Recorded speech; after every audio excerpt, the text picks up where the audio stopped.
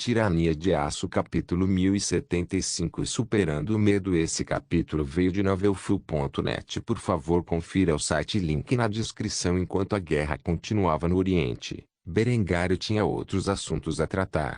Governar um império inteiro que está em guerra com outra potência industrial não foi tarefa fácil. Embora a guerra fosse uma grande parte de seu foco, Berengar precisava manter sua atenção em uma ampla variedade de questões. Atualmente, Adela estava trabalhando na importante tarefa de organizar o Memorial Day Festival. Como os Estados Unidos da América na vida passada de Berengário, o Reich tinha vários feriados nacionais dedicados aos militares e à força de trabalho. O Memorial Day era um momento de luto e lembrança de todos aqueles que morreram nas muitas guerras que a Áustria e o Reich travaram nos últimos 15 anos. No entanto, também foi um momento de celebrar aqueles que deram suas vidas pelo Reich. Assim, havia um grande festival e festa realizado em todas as principais cidades do Reich que aconteciam todos os anos no outono. Adela se aproximou de Berengar neste dia, para obter sua opinião sobre alguns de seus planos para o próximo festival. Ela estava vestida com um luxuoso vestido azul safira que combinava perfeitamente com seus olhos. As joias que adornavam seu pescoço e dedos eram feitas de ródio e safiras. Havia um lindo sorriso no rosto elegante da mulher enquanto ela detalhava o que tinha em mente para as festividades. Eu estava pensando que, junto com o festival e a festa, realizaríamos um torneio este ano. Não sei se você sabe, mas há um novo esporte que está ganhando popularidade rapidamente em todo o Reich. Chama-se futebol. E os atletas que competem nele são muito talentosos. Ao contrário dos outros grandes esportes, este é uma competição entre equipes. Adela então passou um longo período discutindo os detalhes do futebol, ou como Berengar sabia, o futebol que havia surgido nos últimos anos em algumas variações. Como ex-americano, Berengar não se importava com o esporte, mas como ele estava ganhando popularidade dentro do Reich deste mundo, ele sentiu que seria uma boa maneira de entreter o público. Assim, ele acenou com a cabeça antes de expressar sua aprovação ao plano.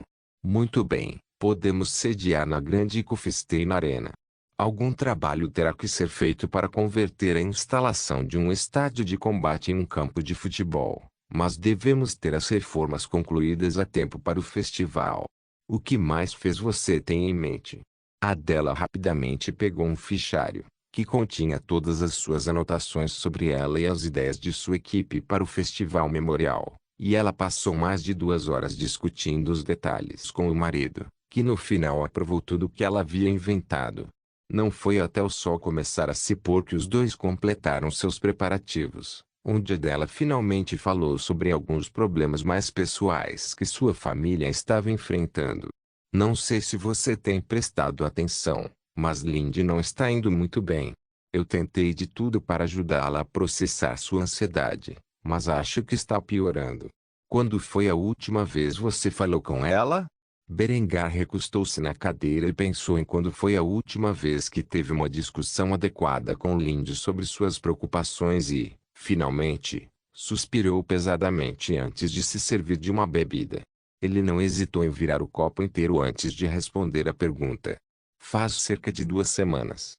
Esta guerra me manteve tão ocupado que raramente encontro tempo para ser um marido adequado para minhas esposas e um pai para meus filhos. Na verdade, não vou mentir.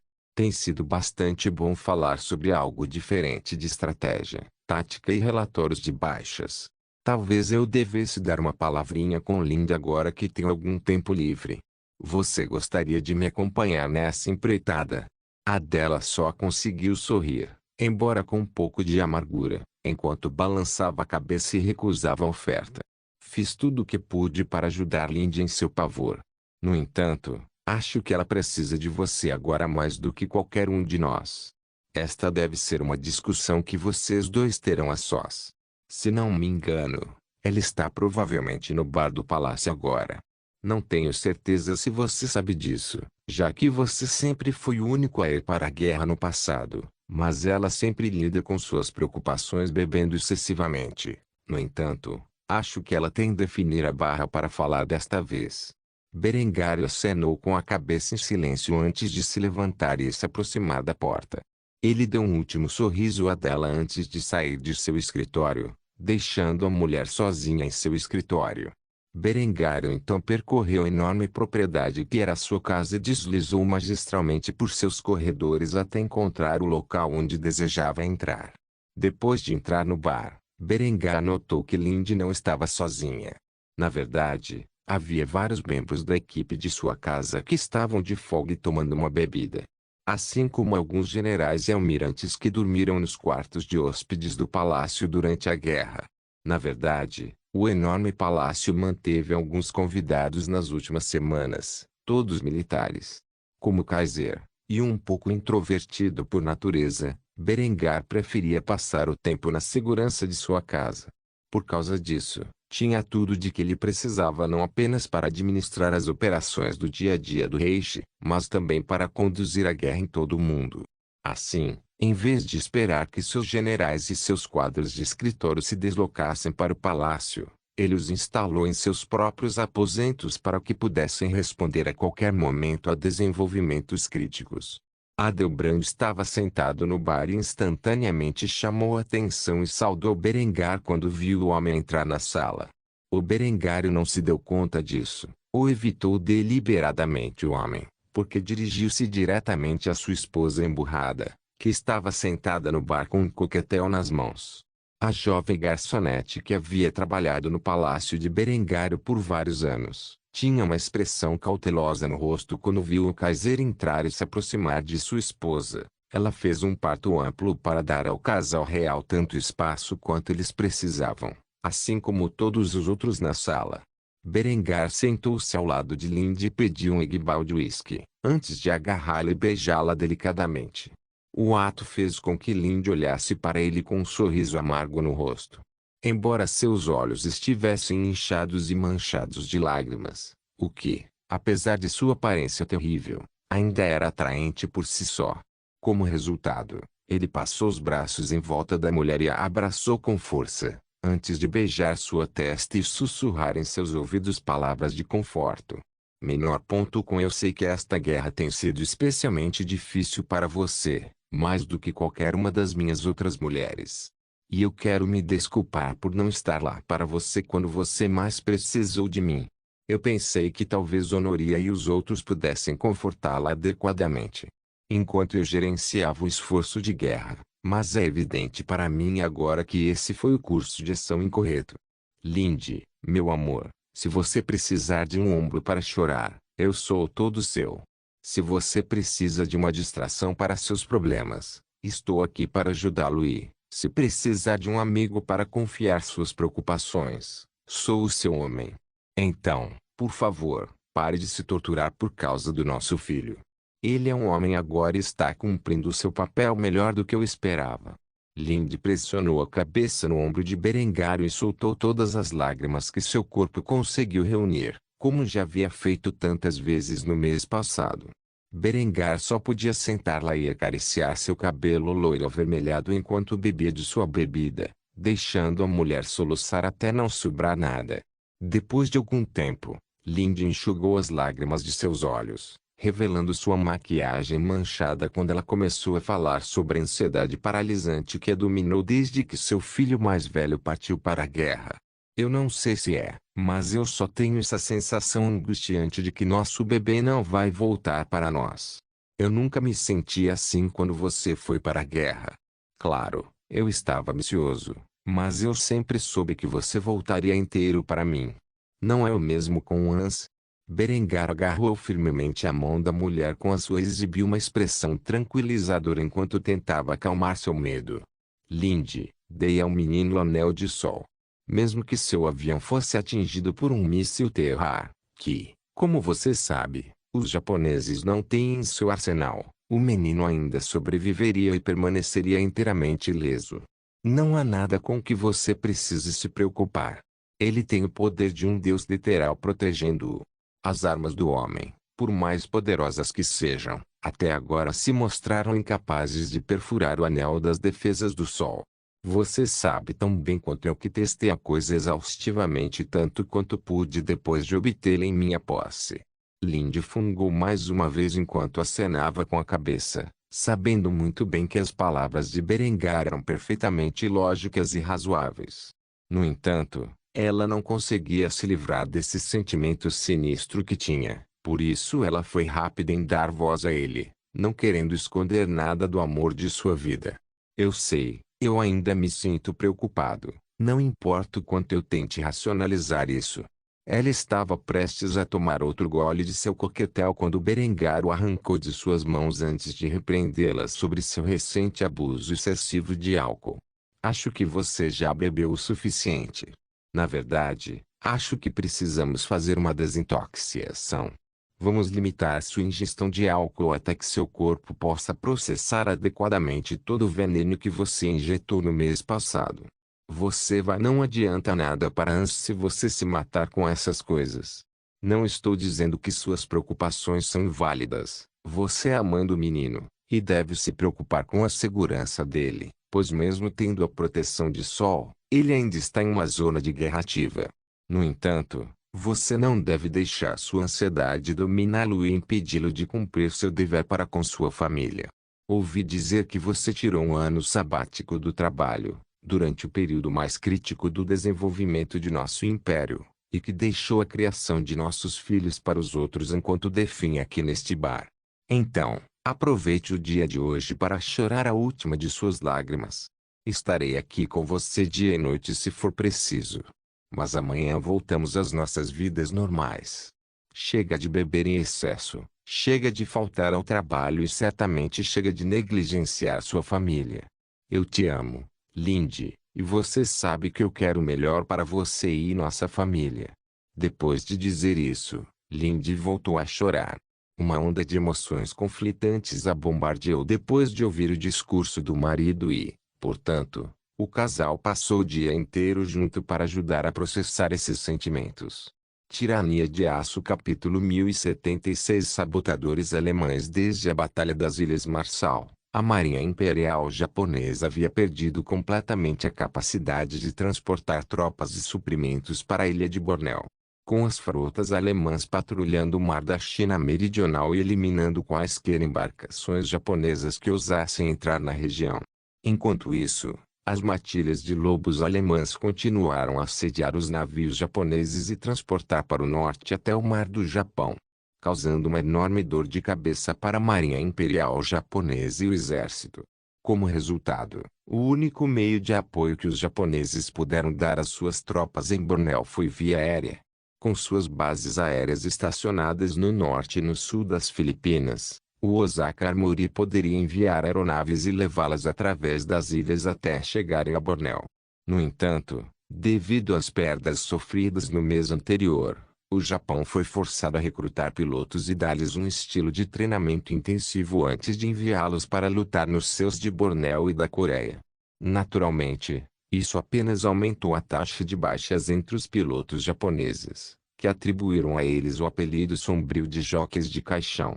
Como resultado, os alemães enfrentavam ondas contínuas de aeronaves japonesas e, embora cada piloto da Luftwaffe tivesse obtido seu quinhão de abates antes de ser abatido, o número esmagador de aeronaves de madeira, com pilotos mal treinados, estava começando a cobrar seu preço.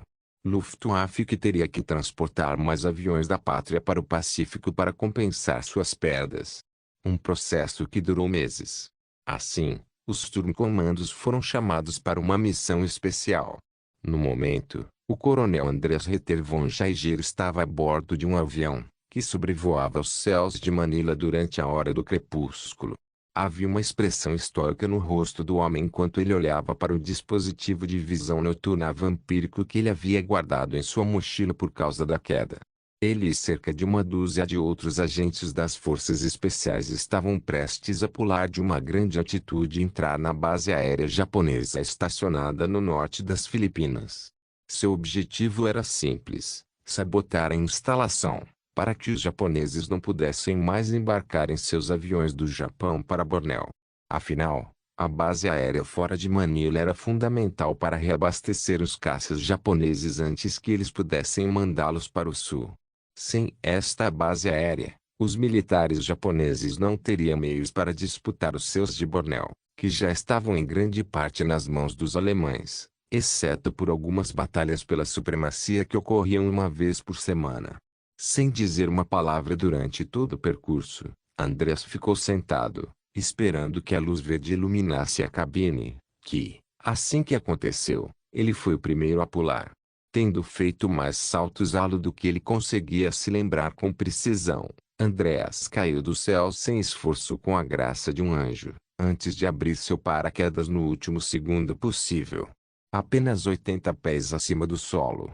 O céu noturno nublado, que bloqueava até a lua, forneceu a cobertura perfeita para os soldados alemães, que desceram silenciosamente do céu como um grupo de corvos, antes de atingir a terra, onde secretamente descartaram seus paraquedas, enquanto prendiam seus ópticas de visão noturna para seus fuzis de assalto. Os comandos alemães estavam equipados com STG-32S de cano curto, que disparavam munição subsônica especial 8x33mm curso, junto com supressores enfiados em seus canos. Essas armas também faziam uso de coronha dobrável, junto com uma combinação especial de bloco de gás de mira frontal. Os canos desses rifles também foram portados de forma a reduzir a velocidade do cano, portanto, mesmo uma carga supersônica padrão acabaria sendo subsônica após ser disparada do rifle. Assim, quando combinados com supressor e munição subsônica, a assinatura sonora desses rifles era terrivelmente silenciosa. Os Sturmkommandos não se preocuparam em se reagrupar após pousar no campo de aviação. Cada um deles tinha seus próprios objetivos nessa operação clandestina. Assim, cada um partiu em uma direção diferente. O trabalho de Andreas era encontrar uma maneira de interromper a pista para que nenhum avião pudesse decolar ou pousar. Seu trabalho era, na verdade, o mais simples de todos. Depois de correr durante a noite em direção ao centro do campo de aviação, ele tirou um pequeno dispositivo de sua mochila e o jogou no chão. Ele então jogou uma pequena teia camuflada sobre o dispositivo para escondê-lo a olho nu. Este dispositivo era um farol de radar que interagiria com os mísseis de cruzeiro-avião estacionados a bordo de um contratorpedeiro próximo. Uma vez travado no farol e disparado, um total de 3 mísseis de cruzeiro seria lançado do contratorpedeiro e pulverizaria a pista de pouso. Quanto ao resto dos homens de sua unidade, eles estavam colocando bombas térmicas nos aviões que estavam atualmente localizados na base aérea. Idealmente, eles não teriam que eliminar um único soldado inimigo. No entanto, na experiência de Andreas, esse tipo de missão nunca saiu como planejado. Depois de garantir que o farol estava emitindo um sinal forte, Andreas falou pelo rádio enquanto se comunicava com o contratorpedeiro próximo. Aqui é um ter. O corvo está empoleirado. Repito, o corvo está empoleirado. Menor ponto com a estática existiu do outro lado da linha por vários momentos antes que outra voz falasse. Entendi, um ter. Estamos recebendo o seu sinal. Atiraremos quando você nos der o sinal. Com o fim da operação concluído, Andreas voltou furtivamente ao ponto de encontro. Ao fazer isso, ele pensou ter ouvido os baques baixos de uma arma suprimida disparando nas proximidades. Assim, ele decidiu investigar e, ao encontrar o cabide de onde se originava o barulho, viu que havia 3 soldados japoneses mortos, junto com outros Sturmkommando, de pé acima de seus corpos. Andreas se aproximou do soldado e deu um tapa na parte de trás do capacete, antes de repreendê-lo pela bagunça que fez. Você não poderia ter matado os filhos da puta de outra maneira? Eu sei que essas armas são suprimidas e projetadas para serem mais silenciosas possível, mas você ainda pode ser ouvido a 50 metros de distância com facilidade. O que diabos você estava pensando? O soldado ficou ligeiramente ofendido, mas não fez nenhum gesto. Em vez disso, ele ignorou as reclamações de seu oficial superior antes de prender a bomba térmica no fundo da fuselagem de madeira do Q-106. Depois de fazer isso, Ele suspirou antes de finalmente falar com Andreas. Devem ser todos eles. Vamos nos retirar. Em vez de continuar sua repreensão, Andreas silenciosamente acenou com a cabeça, antes de seguir para o ponto de encontro onde o resto de seu soldado está à espreita. Depois de confirmar que todos não tiveram dificuldade em suas tarefas, Andreas convocou a greve. Aqui é um ter. Os corvos levantaram voo. Repito, os corvos levantaram voo. Novamente, a estática permaneceu na outra linha por alguns segundos antes de uma resposta ser dada. Roger aquele um ter, espera para evacuação. Pouco depois de ouvir isso, o som do rádio foi abafado quando um rugido avassalador trovejou no céu. Os 3 mísseis Venom Cruise zumbiram no ar antes de pousar no aeródromo e detonar no local. Demolir completamente a pista de pouso em sua totalidade. Uma vez que a pista de pouso foi consumida em uma explosão devastadora, os vários turbocomandos atingiram seus detonadores, o que fez com que as poucas aeronaves que ainda permaneciam de pé fossem consumidas em chamas infernais. Depois de assistir à destruição completa e total da base aérea, Andreas deu a ordem de se deslocar para o ponto de evacuação, onde o grupo foi recolhido por um helicóptero Fa-266 Ornice que havia saído do convés do contratorpedeiro. Quando os japoneses perceberam que sua base aérea crítica havia sido destruída, os culpados já haviam partido há muito tempo. No entanto, as ações de Andreas e sua equipe nesta noite, sem dúvida, tornaram a defesa japonesa de Bornéu muito mais difícil. Tirania de Aço capítulo 1077 Quebrado um golpe outro mês veio e passou enquanto a guerra continuava no Pacífico. Com os alemães dando um passo para trás e permitindo que seus aliados sofressem o peso do conflito, eles reduziram drasticamente suas baixas. A Coreia se transformou em um grande conflito, onde Joseon e as tropas japonesas lutaram pela supremacia nas cidades e vilas. Enquanto a guerra continuava na região, a resistência Joseon do Sul continuou a atacar o coração de seus ocupantes japoneses, enquanto o exército convencional do Norte continuou a pressionar o Sul com o apoio alemão. Enquanto isso, em Bornéu, o exército real de Majapahit forçou-se a entrar no moedor de carne e continuou a avançar em direção à Baía de Brunei, onde o grosso das forças japonesas havia fortalecido sua posição e aguardava o avanço de seu inimigo. Se as enormes perdas sofridas durante a guerra não foram ruins o suficiente para o Japão, a hiperinflação só piorou as coisas. Com a impressão excessiva de notas bancárias japonesas para manter o financiamento dos militares durante esta guerra desastrosa, o Departamento do Tesouro criou uma taxa de inflação que subia rapidamente a cada dia. Apenas um mês atrás, havia uma porcentagem de inflação de 100% dentro do Império do Japão. Agora estava em 1000%. A moeda com a qual os soldados do Japão eram pagos tornou-se pior do que uma tigela de arroz. Enquanto isso, a compensação que suas famílias receberam como resultado de suas mortes não foi melhor. Por algum tempo, o moral estava baixo nas fileiras do exército imperial japonês, mas agora, com a economia no banheiro, essa falta de moral de repente se transformou em dissidência. Esse mesmo espírito de rebelião não foi encontrado apenas entre as fileiras do exército japonês, mas também entre a força de trabalho em casa. Enquanto a imperatriz se sentava em seu palácio, banqueteando-se com as mais luxuosas iguarias, o povo passava fome. Isso causou ressentimento entre a população comum até que finalmente atingiu um ponto de ebulição. Atualmente, no arsenal de Osaka, houve uma greve massiva de trabalhadores, que exigiam receber mais por seu trabalho árduo. Enquanto esta greve estava ocorrendo, a imperatriz Tamehiro sentou-se em sua sala de guerra, imaginando quais medidas drásticas ela precisaria tomar para que seus trabalhadores fizessem seus trabalhos. Por um lado, ela queria mais do que tudo enviar sua guarda imperial para acabar com as greves e forçar seu povo a voltar para as fábricas. Por outro lado, as palavras de Berengário feriram-lhe o coração. Seja pela breve discussão que tiveram durante sua única conversa ou pelo discurso que ele fez ao declarar guerra ao Japão. Por muito tempo, Itomi viu seu pessoal como nada mais do que recursos para garantir que suas ambições acontecessem. No entanto, Depois de receber um sermão de sua rival sobre sua total falta de humanidade, ela agora se viu lutando para dar a ordem de acabar com essas revoltas antes que elas saíssem do controle.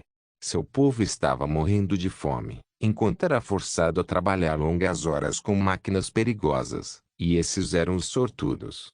Os jovens do Japão foram enviados para morrer em alguma guerra estrangeira, causada pela ganância de sua própria imperatriz. A única razão pela qual as pessoas ficaram com ela por tanto tempo foi porque ela lhes garantiu um futuro melhor do que o da servidão medieval. No entanto, como o estado atual deles era diferente. Não, foi ainda pior. Como resultado, um general da guarda imperial japonesa chamado Otajiki Yotsune ficou ao lado de Tami e observou a expressão conflituosa em seu rosto requintado. Ele foi rápido em dar sua opinião sobre a situação para aliviar o sofrimento dela.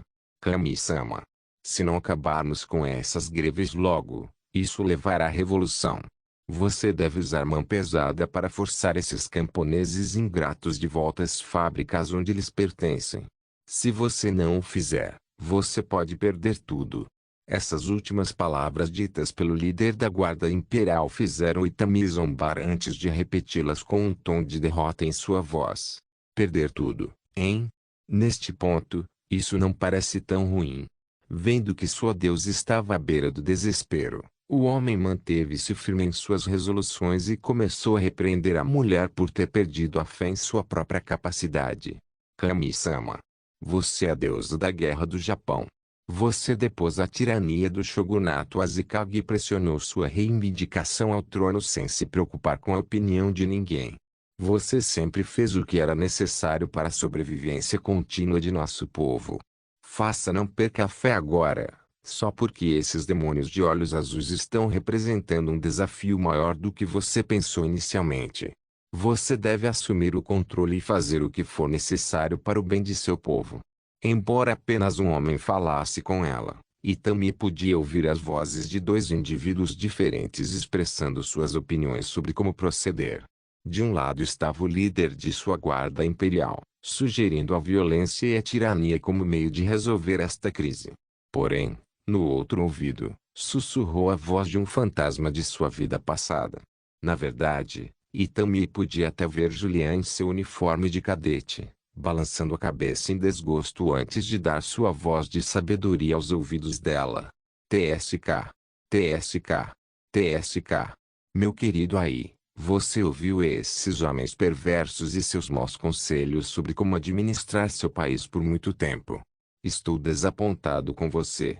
Desde que você começou a espada, você usou violência e tirania para realizar tudo o que conquistou nesta vida, e veja onde isso o levou. Seu povo sangra por sua avareza e suas famílias passam fome enquanto você os trabalha até os ossos para sustentar suas ambições. Tudo com a promessa de uma vida melhor, mas isso é viável neste momento. Em busca de seus objetivos, você queimou todas as pontes que existiam entre você e seus antigos parceiros comerciais e, ao fazer isso, alienou seu império do resto do mundo. Como resultado de seu comportamento imprudente, você agora se encontra em guerra com um inimigo superior. E sim, aí, antes que levante a voz para mim, Berengar é de fato seu superior em quase todos os aspectos. Ele provou tal coisa uma e outra vez. Se você continuar a ouvir os conselhos de homens perversos que só pensam em seus próprios interesses, receio que terei de deixá-lo. Embora eu não queira fazer isso, não vou sentar aqui e assistir enquanto você se torna mais tirano do que já é. Não é tarde demais para você escolher outro caminho. Você ainda pode se redimir aos olhos do seu povo. Não responda a esses golpes com mais violência e opressão. Tudo isso causará mais divisão e conflito. Em vez disso, dê às pessoas o que elas precisam para que continuem acreditando em você. Faça o que for necessário para pagar a esses homens para que eles possam alimentar suas famílias, ou melhor ainda, ofereça a própria comida como pagamento, em vez de sua moeda fiduciária sem valor. Este é o meu conselho para você, e espero que você o siga. Embora Itami tivesse ouvido um discurso inteiro de Julian sobre o que ela deveria fazer para se redimir, Nem mesmo um segundo se passou desde o momento em que o líder de sua guarda imperial deu seu conselho a ela. Depois de ouvir o conselho do fantasma de Julian, ou devo dizer a parte de sua mente que manifestou tal coisa, Itami sabia o que tinha que fazer. Na verdade, as palavras que seu general havia falado de repente pareciam risíveis para ela agora, o que provocou uma zombaria junto com um tom levemente zombeteiro em sua voz. O bem do meu povo? E o que, por favor, diga, você, um açougueiro cujo único valor é acabar com a rebelião, sabe sobre isso? Talvez seja hora de enviar você e seus homens para o campo de batalha para que você possa provar para mim apenas quão leal você realmente é. Meus jovens do meu país estão morrendo centenas de milhares em uma guerra contra um inimigo que parece invencível. Se isso não fosse ruim o suficiente, há o fato de que as famílias desses mesmos homens estão morrendo de fome enquanto trabalham simultaneamente em uma sepultura precoce. O que meu povo precisa não é mais violência e derramamento de sangue, mas comida, água, remédios e abrigo. Algo que é quase impossível de fornecer durante esses tempos sombrios. Não vou usar a força para coagir essas pobres almas a voltarem para a fábrica, enquanto o pagamento delas não cobre nem mesmo o custo de uma refeição diária para suas famílias. Em vez disso, pagarei a esses trabalhadores com comida, mesmo que tenha que abrir mão de minhas próprias reservas para isso. Agora, a menos que você queira ser enviado para a linha de frente, sugiro que comece a distribuir o pagamento adequado aos meus trabalhadores imediatamente. Embora o general da Guarda Imperial tenha ficado surpreso com essa resposta, ele não ousou desobedecer. Parcialmente com medo de servir em combate real e parcialmente por respeito à deusa da guerra. Mesmo que ela tivesse adotado uma abordagem diferente para lidar com esse conflito interno. Enquanto Itami tomou medidas para evitar uma rebelião total em suas mãos. O apaziguamento das pessoas comuns só poderia durar enquanto as reservas de alimentos de Itami durassem, e elas se esgotariam no máximo em mais 3 meses. Então, de certa forma, tudo o que ela conseguiu foi ganhar tempo. Tirania de Aço Capítulo 1078 A liberação de Seul. A guerra na Coreia tornou-se muito mais intensa do que os alemães esperavam inicialmente. Enquanto o rei forneceu apoio naval, aéreo e blindado ao exército Joseon, foi o próprio povo coreano quem derramou mais sangue na busca pela libertação de suas terras, ocupadas pelo Império Japonês por anos.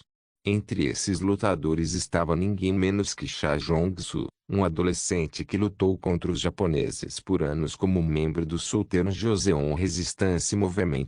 Na cidade de Seul, metralhadoras ecoaram no ar, junto com artilharia e explosões. Se vinham de artilharia, granadas, dispositivos explosivos improvisados ou lançadores de foguetes, era difícil dizer. Enquanto a coalizão Joseon alemã forçou a invasão da ponta norte da cidade e lutou pelas ruas contra os ocupantes japoneses, a solteira Joseon Resistência havia começado seu ataque. Jong-soo carregou sua submetralhadora tipo 100, que ele recuperou de um oficial japonês morto há algum tempo, enquanto espiava por cima de uma parede de tijolos.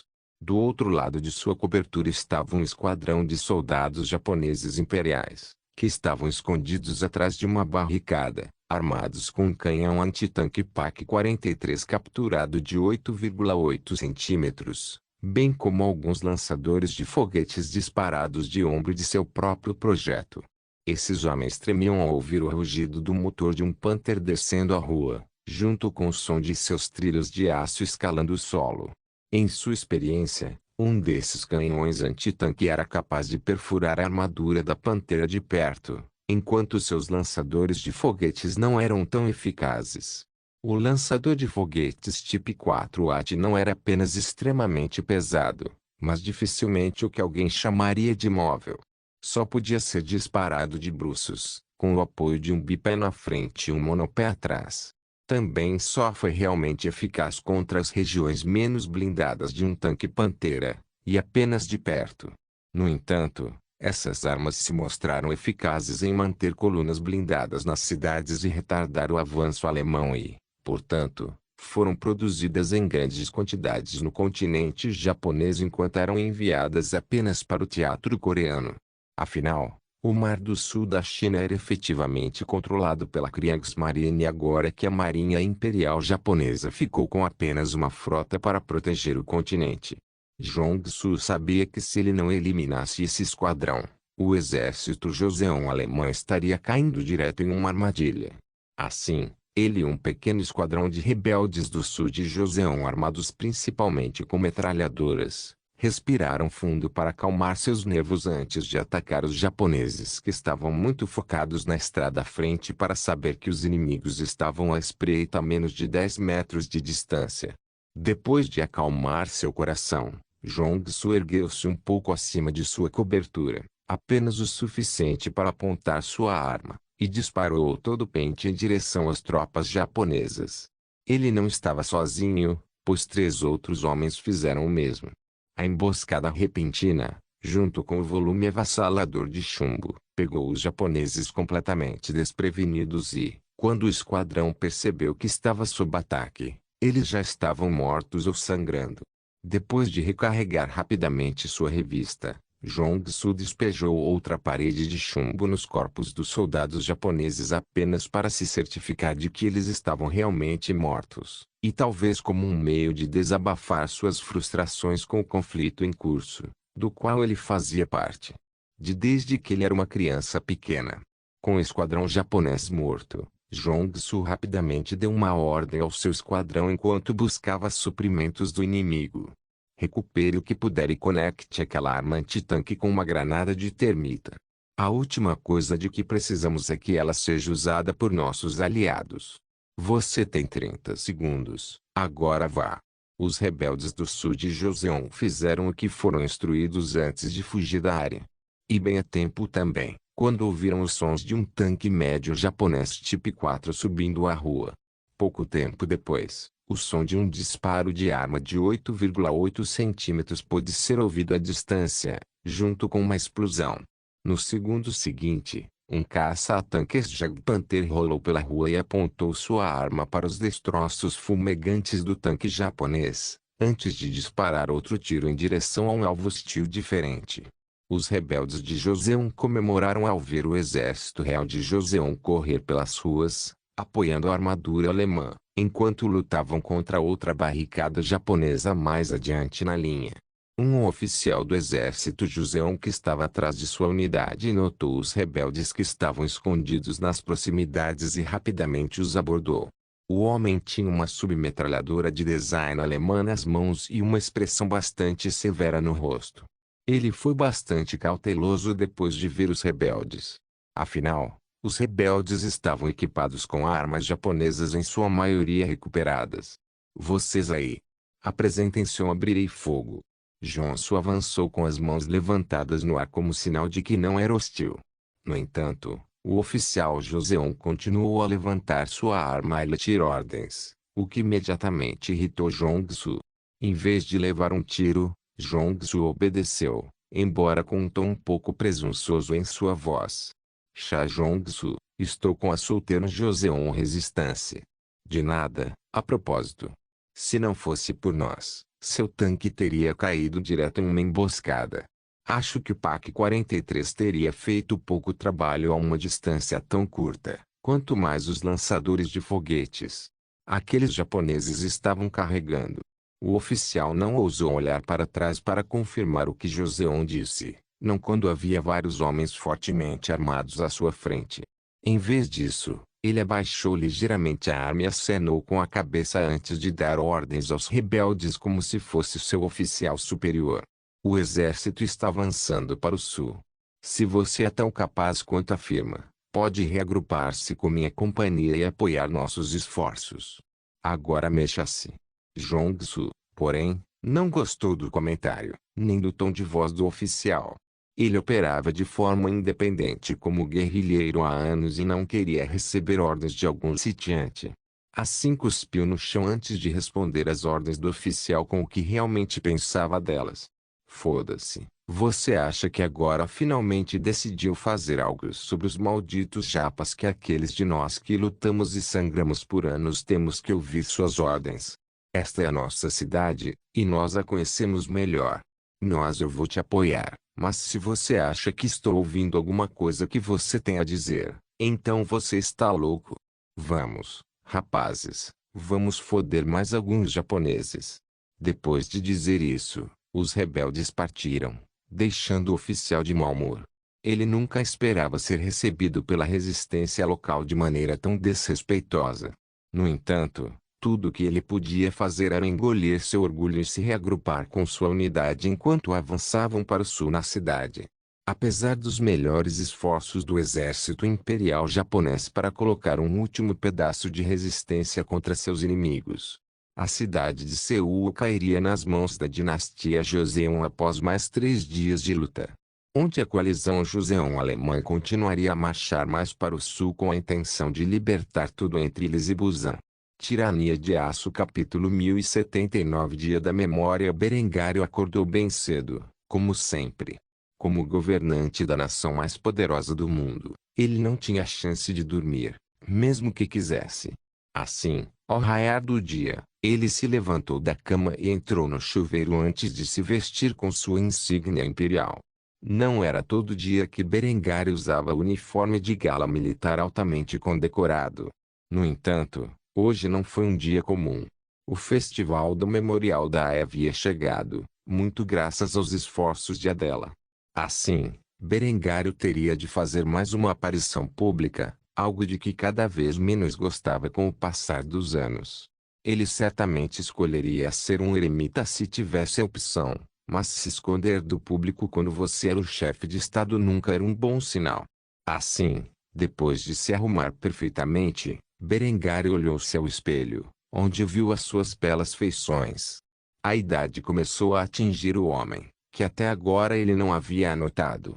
Não havia mais o rosto jovem e exuberante de um jovem que tinha toda a vida pela frente. Em vez disso, havia vários sinais de envelhecimento, sejam as pequenas rugas acima da testa, as linhas sob os olhos. No entanto, ele envelheceu bem, de fato, especialmente quando se considera que seu trabalho foi talvez a ocupação mais estressante da história da humanidade. Sua boa aparência não havia desbotado e talvez até melhorado pelos sinais de idade que agora marcavam seu rosto. Quando o inverno finalmente mostrasse sua cara feia, Berengar teria 36 anos, não mais o que alguém consideraria jovem. Apesar disso, seu físico era impecável. Afinal, ele trabalhou incansavelmente para manter sua fisicalidade e garantiu que ficasse longe das armadilhas de uma dieta pouco saudável e do sedentarismo. Era difícil acreditar que 15 anos se passaram desde que ele reencarnou neste mundo, pois tudo parecia ter passado tão rápido. Ele realizou mais do que qualquer homem da história durante esses 15 anos, exceto talvez Alexandre, e ainda tinha muito mais a fazer. Depois de examinar de perto sua aparência envelhecida por algum tempo, Berengário suspirou profundamente, antes de deixar seu banheiro e entrar em seu escritório. Uma pilha de documentos estava ordenadamente empilhada em sua mesa. Não importa quanta papelada ele preenchesse, no início do dia seguinte, a mesma quantidade de papéis estaria no mesmo lugar. Era um ciclo interminável de suor e labuta e, embora a maioria dos homens invejasse Berengário por sua posição, a verdade era que, se eles tivessem que fazer a carga de trabalho avassaladora que ele tinha de suportar todos os dias, eles rapidamente se encontrariam desejando sua exígua existência anterior. Poucos homens foram talhados para a vida de um governante, e menos ainda eram bons nisso. Ainda faltavam muitas horas para que Berengário se apresentasse em público e, assim, depois de tomar um gole de café, que já lhe fora preparado pelo pessoal da cozinha, começou a ler todos e cada um dos documentos. Aqueles que seriam transformados em leis sobre os quais ele escreveria sua assinatura, aqueles que ele considerava contrários aos interesses de sua dinastia ou do Estado alemão foram vetados e, portanto, descartados para reciclagem. Muitas horas se passaram antes que o relógio batesse meio-dia, o que acordou Berengário de seu estupor. Percebendo que era hora de se apresentar ao povo e fazer um discurso, ele se levantou de sua cadeira, sacudiu a poeira e saiu da sala. Berengar continuou pelo palácio, onde se encontrou com suas esposas, Linde e Adela, junto com sua irmã Henrietta, ao pé da escada que leva à entrada do palácio. Linde passou o último mês em desintoxicação e estava linda como sempre. Ela não tinha mais olhos inchados ou um tom doente. Em vez disso, foi como se uma explosão de energia renovada tivesse rejuvenescido a mulher ao seu estado pré-depressivo. Depois de abraçar e beijar cada uma das três mulheres, Berengar colocou a mão no ombro de Linde e elogiou sua aparência. Você está absolutamente encantadora. É difícil acreditar que você é a mesma mulher que aquela bêbada deprimida que passava o tempo todo no meu bar. Linde corou de vergonha ao pensar em como seu comportamento havia sido ruim durante o primeiro mês após a implantação de seu filho mais velho. Depois de se recompor e se concentrar em sua saúde, ela se recuperou totalmente e agora estava de volta ao trabalho, monitorando a guerra com o Japão, que para o povo alemão parecia tão desconectada de sua vida cotidiana pacífica e próspera. Berengar conduziu Linde, Adela e Henrietta até o carro que as esperava, antes de se dirigirem ao local do festival de hoje, que estava prestes a começar. Ao chegar ao local, Berengar sentou-se numa cabine especial onde a sua família já o esperava. No momento em que ele se sentou, um desfile militar começou, onde os soldados usavam seus uniformes pretos e dourados enquanto marchavam orgulhosamente pela rua, com as roupas que usavam quase uma década atrás. Os piquelhaubes de aço preto e dourado brilhavam sob a luz do sol enquanto os soldados alemães marchavam. Tambores e trombetas eram tocados pelas bandas militares, enquanto homens a cavalo cavalgavam pela rua. O exército alemão era um gigante industrial, tanto que Berengar havia enviado menos de um terço de todas as suas forças armadas para lutar na guerra com o Japão. Havia mais soldados guardando a pátria e as colônias do que engajados ativamente no combate contra o Império do Japão. Muitos desses homens marchavam pelas ruas de todas as grandes cidades alemãs, vestidos com uniformes que lembravam uma época passada, enquanto empunhavam armas da mesma época. Por fim, terminado o desfile, Berengar subiu ao palco, onde estava um pódio com um microfone. Câmeras foram posicionadas em cada esquina para transmitir o discurso do Kaiser para toda a nação alemã. Com uma expressão estoica no rosto, Berengar começou a falar. É difícil acreditar que 15 anos se passaram desde que peguei em armas pela primeira vez em busca de um sonho. Na verdade, os acontecimentos daqueles dias parecem uma vida inteira atrás, mas, ao mesmo tempo, era como se eles ocorreu ontem mesmo. O que foi esse sonho? Você pode perguntar. Uma Alemanha unida, onde o povo alemão é seu próprio senhor. Nestes 15 anos, lutei e lutei para criar e construir este império do praticamente nada. No entanto, eu não estava sozinho em meus esforços para fazê-lo. Na verdade, durante esse tempo, milhões de jovens me seguiram na batalha. E embora eu não esteja mais em posição de ficar na linha de frente, continuo cumprindo o meu dever de derrotar nossos inimigos. Embora eu esteja aqui e fale com todos vocês hoje sobre minhas ambições que levaram à criação deste grande império, devo humildemente admitir que hoje não é sobre mim. Não, hoje é sobre algo muito mais importante do que qualquer homem solteiro. Hoje é um dia dedicado a esses bravos homens que sacrificaram tudo para construir e manter esta nação que chamamos de lar. Hoje, lembramos daqueles que caíram em defesa de nossa grande nação. E é com o coração pesado que devo lembrá-los de todo o preço que foi pago e deve continuar a ser pago pela prosperidade que todos nós temos a sorte de possuir. O preço da liberdade é alto e é pago com a vida dos bravos e ousados que estão dispostos a pegar em armas para defender o povo e a família.